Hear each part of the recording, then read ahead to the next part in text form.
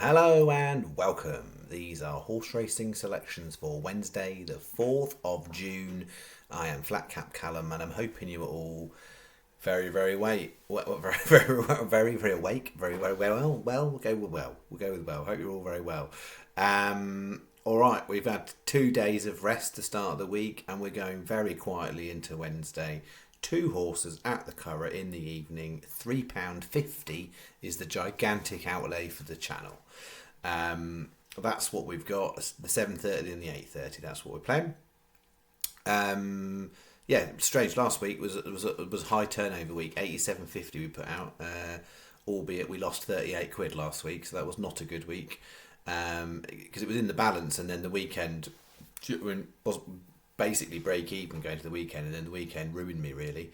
So we're now on a bit of a recovery mission because the channels was up, down, and now we found ourselves 55 behind after getting back up again. So I think overall we're still slightly up since Cheltenham, and when I say slightly up, I mean about 30 or 40 quid since Cheltenham. Yeah, I would like the stats to clearly look a lot more positive than they do. That's where we're at. So, short and sweet tonight. Review of Sunday.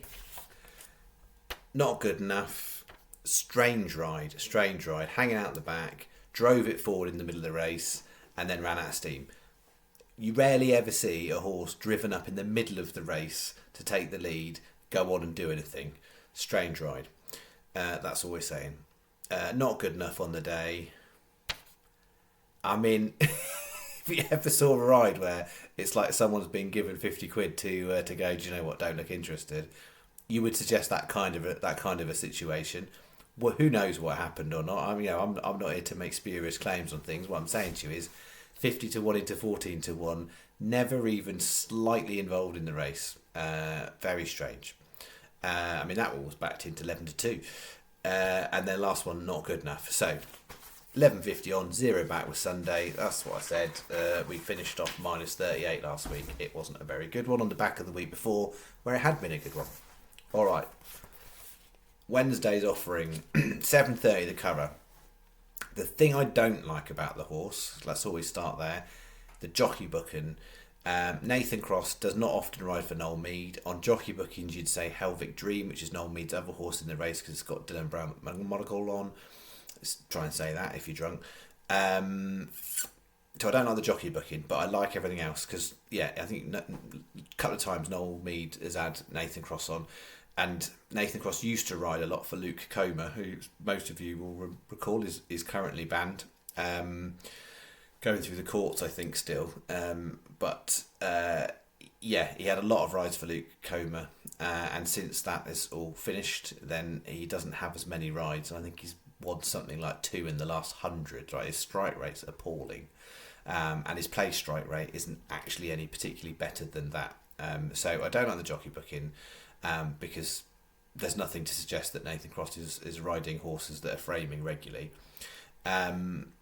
But the horse is handicapped well, has run well at the Curragh on a variety of distances. The going wouldn't be too much of a problem even if it did go slightly softer, but it's currently forecast to be good ground.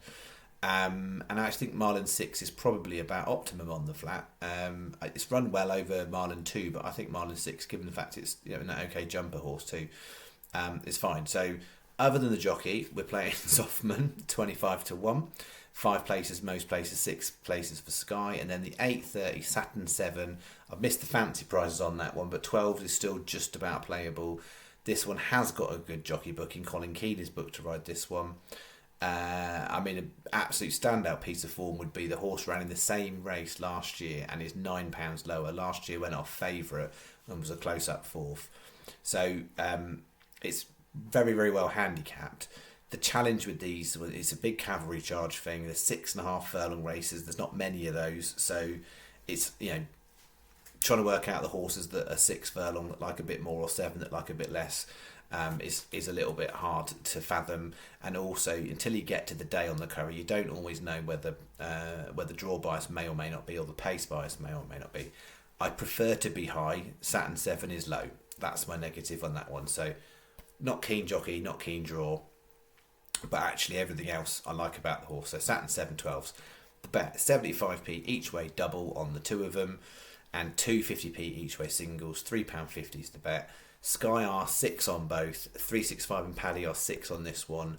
I'm only going to take 5 on both. So for the channel, we're 5 on both. 25s and 12s are the fair prices.